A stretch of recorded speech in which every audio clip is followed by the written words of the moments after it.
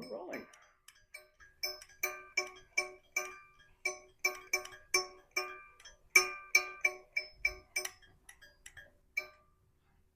Hi. Hello, everybody. All right, recording. So, Sarah. All right, I cleaned the needle. It was very black and disgusting.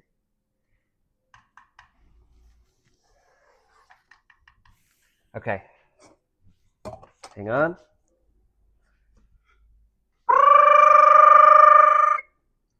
This is being recorded on sticky tape and rust.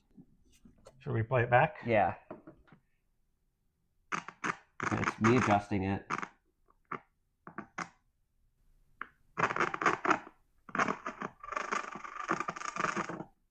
That was you making noise into it? Wow, it's really bad. Yeah.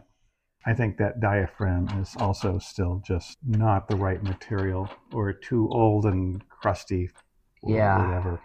Because it definitely makes a noise when I adjust it. So there's obviously electrons going through the thing. I can only imagine how much Bell and Watson would have loved to have audiorecorder.app. Nah. In fact, you're heading to the airport not long after we shoot this. I am heading to the airport in probably about 16 hours for my next trip. So, oh boy. Oh boy. Yeah. Do you want to tell everybody a little bit about why you're going to Cuba?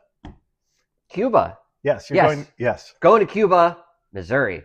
Cuba, Missouri. Yeah. Yes. A fellow by the name of Henry Giese passed away last year, and he has a bunch of telephone stuff in a barn. So I'm going to the barn to look at the telephone stuff.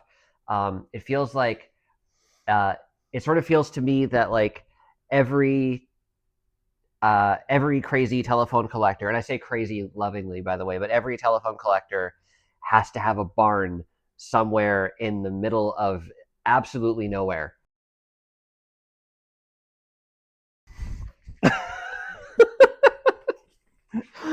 Okay, that's going in the outtakes. I'm so sorry. I couldn't resist. I'm so sorry. All right. Let's try to Recompose ourselves. recompose ourselves a little bit.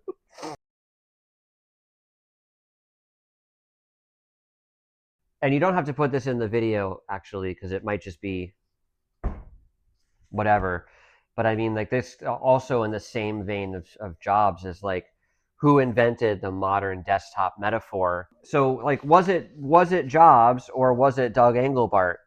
And most computer nerds now who know their history can go, oh yeah, Doug Engelbart did this. They had the mouse and the GUI and the pointer and all this stuff.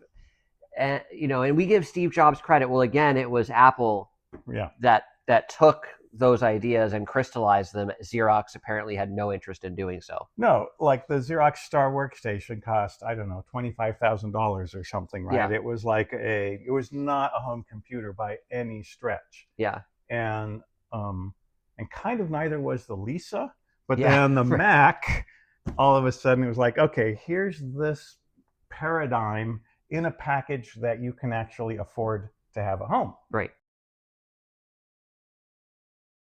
As Sarah said earlier, we've all been very, very busy with new projects the last few months. I can't remember the time where I only worked a 40-hour week. Like, yeah, it's bonkers. Anyway, so thank you for all of the feedback and comments. We totally appreciate your engagement, and we'll see you next time. Bye. Okay, I'm going to say that again.